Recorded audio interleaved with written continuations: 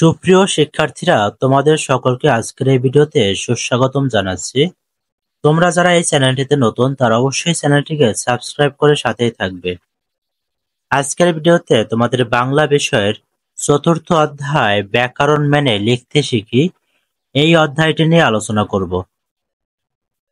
প্রথম পরিচ্ছেদ, শব্দ, বিভিন্ন শ্রেণীর শব্দের প্রয়োগ।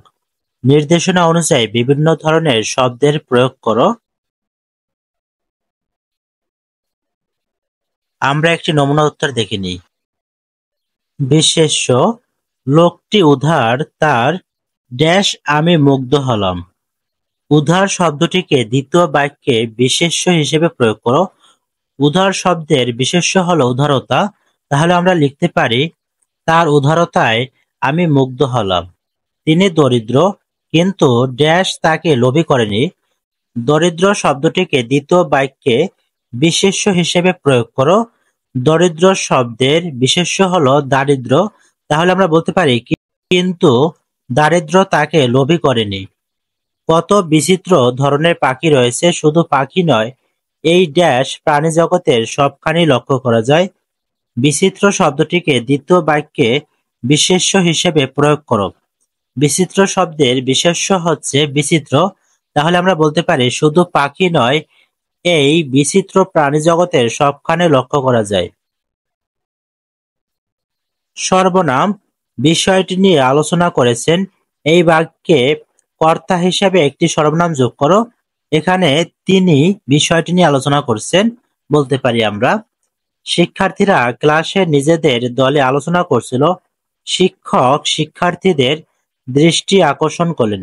দ্বিতীয় বাক্যে শিক্ষার্থীদের বদলে সর্বনাম বসাও।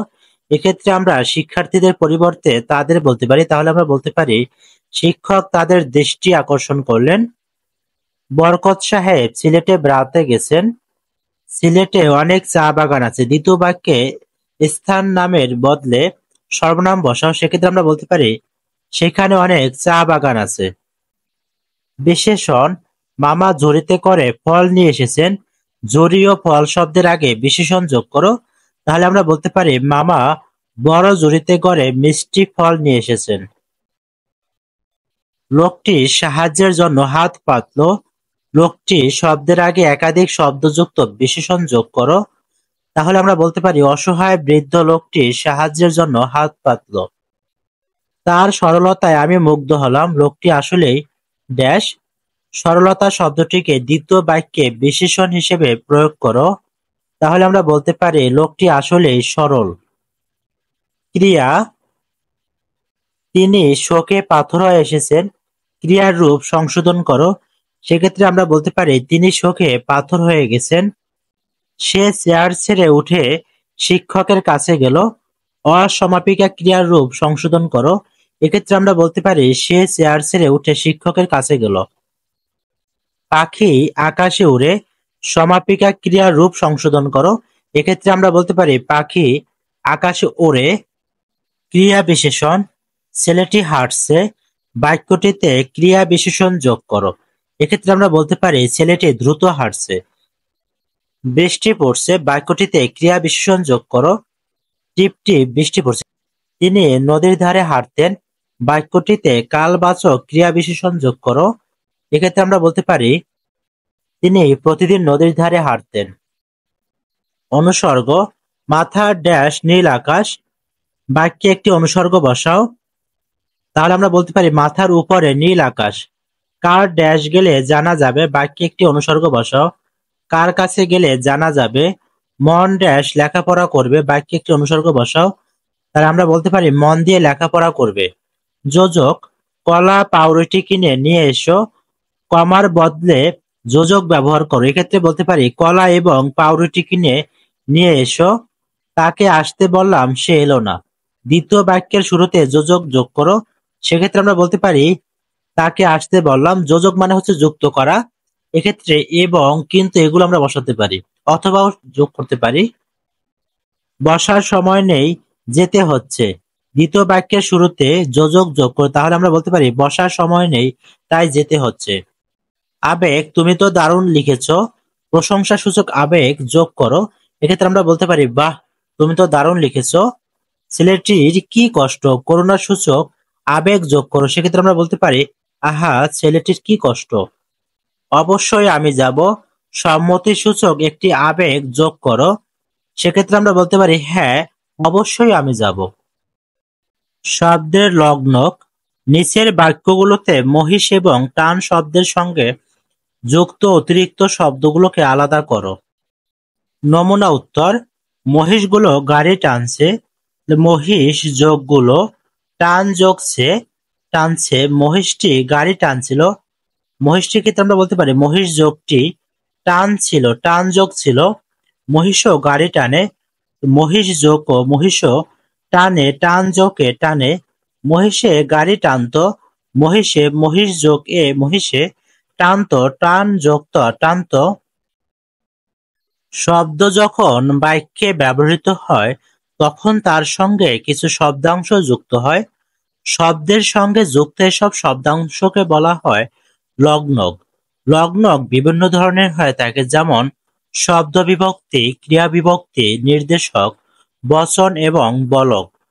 শব্দ বিভক্তি, বাক্যের মধ্যে এক শব্দের সঙ্গে আরেক শব্দের সম্পর্ক বোঝাতে কিছু শব্দাংশ যুক্ত হয়, সেগুলোকে শব্দ বিভক্তি বলে। যেমন কে রে, র, এর, এ, তে ইত্যাদি শব্দ বিভক্তি। শব্দ বিভক্তির প্রয়োগ, তিনি ছেলেকে সঙ্গে নিয়ে বাজারে গেছেন। এখানে দেখো ছেলেকে শব্দের শেষে কে আছে। বাড়ির পিছনে বড় ভাইয়ের হাঁসের খামার, এখানে র আছে, এখানে এর, এখানেও এর। সিলেটে বৃষ্টি বেশি হয়, রাজশাহীতে কম হয়। ক্রিয়া বিভক্তি, যেসব বিভক্তির ক্রিয়ার সঙ্গে যুক্ত থাকে সেগুলোকে ক্রিয়া বিভক্তি বলে। ক্রিয়া বিভক্তিগুলো ক্রিয়ার কাল ও পক্ষ নির্দেশ করে, যেমন এ, এন, এসিলে ইত্যাদি ক্রিয়া বিভক্তি। ক্রিয়া বিভক্তির প্রয়োগ, সে বই পড়ে, তিনি বই পড়েন, তুমি বই পড়েছিলে। নির্দেশক, যেসব লগ্নক শব্দের সঙ্গে যুক্ত হয়ে নির্দিষ্টতা জ্ঞাপন করে সেগুলোকে নির্দেশক বলে, যেমন টা, টি, খানা, খানে, টুকু, জন ইত্যাদি। নির্দেশকের প্রয়োগ, পুরাতন বাড়িটা ভেঙে পড়ছে, ঝড়ে পড়া আহত পাখিটি ধীরে ধীরে সুস্থ হয়ে উঠল, ব্যাপারখানা মন্দ নয়, মুখখানি কেন ভার করে রেখেছ, লোকজন একসঙ্গে বসে গল্প করছে। বচন, যেসব লগ্নক শব্দের সঙ্গে যুক্ত হয়ে একাধিক সংখ্যা বোঝায় সেগুলোকে বচন বলে, যেমন গুলো, রা, গণ, দের, স, বৃন্দ ইত্যাদি। বচনের প্রয়োগ, বইগুলো সরিয়ে রাখো, ছেলেরা বল খেলছে, শিক্ষকগণ একজন একজন করে বক্তৃতা করছেন, প্রধান অতিথি মেয়েদের হাতে বই তুলে দিলেন, ভাইসব আগামীকাল বিকাল ৩টায় জনসভা, দর্শকবৃন্দ নাটকের শেষে করতালি দিলেন। বলক, যেসব লগ্নক শব্দের সঙ্গে যুক্ত হয়ে শব্দের উপরে বাড়তি জোর তৈরি করে সেগুলোকে বলক বলে। বহুল ব্যবহৃত বলক ও ই। বলকের প্রয়োগ, সে একটু আগে শরবত খেয়েছে, এখন কফিও খেতে চাচ্ছে, শিক্ষাই জাতির মেরুদণ্ড। শব্দের লগ্নক খুঁজি, নিচে কাজী আব্দুল ওদুদের, তিনি জন্মগ্রহণ করেন 1894 সালে এবং মৃত্যুবরণ করেন 1970 সালে, তার একটি প্রবন্ধ দেওয়া হলো। এটি তার শাশ্বত বঙ্গগ্রন্থ থেকে নেওয়া হয়েছে। কাজী আব্দুল ওদুদ মুসলিম সাহিত্য সমাজের প্রতিষ্ঠাতাদের একজন। তিনি মূলত প্রাবন্ধিক। তার উল্লেখযোগ্য গ্রন্থের মধ্যে রয়েছে বাংলার জাগরণ, কবিগুরু রবীন্দ্রনাথ, নজরুল প্রতিভা ইত্যাদি। তার একটি বিখ্যাত উপন্যাসের নাম নদীবক্ষে। এই প্রবন্ধ থেকে বিভিন্ন ধরনের লগ্নক শনাক্ত করো এবং প্রদত্ত ছকে লেখো। প্রিয় শিক্ষার্থীরা, তোমরা এই রিডিংটুকু বাসায় পড়ে নিবে। শব্দের অর্থ, স্বয়ংপূর্ণ, স্বয়ংসম্পূর্ণ। সোৎসাহে মানে হচ্ছে উৎসাহের সঙ্গে, সতই মানে স্বাভাবিকভাবে, অস্থৈর্য মানে হচ্ছে স্থিরতা, ঔৎসুক্য মানে হচ্ছে আগ্রহ। এবার আমরা ছকটি পূরণ করি। বচন, শিল্পীবাদীদের, দের, এই সব সব। নির্দেশকের ক্ষেত্রে একটা লগ্ন হচ্ছে টা, এতখানি, খানি, একটি, টি, কথাটা টা, ব্যাপারটা টা, কয়েকজন, জন। প্রিয় শিক্ষার্থীরা, তোমরা বাকিগুলো খাতায় নোট করে ফেলবে এখান থেকে দেখে।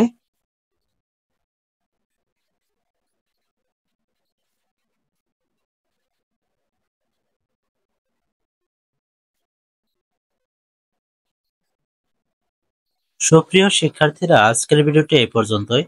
তোমাদের যদি ভিডিওটি ভালো লাগে তো অবশ্যই চ্যানেলটিকে সাবস্ক্রাইব করে সাথে থেকো।